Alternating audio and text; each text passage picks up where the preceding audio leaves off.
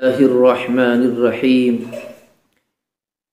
ایک بھائی کا سوال ہے کہ خواب میں پرندہ دیکھنے کا کیا مطلب ہے؟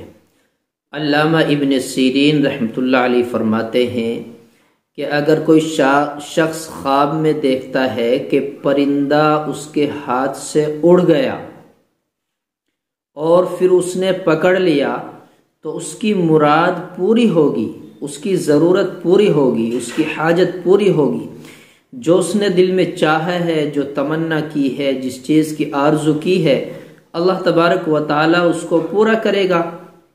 اسی طرح اگر کسی شخص نے خواب میں دیکھا کہ پرندہ اڑ گیا اس کے ہاتھ سے اور پھر ہاتھ نہیں آیا تو اس کو کچھ نقصان ہوگا۔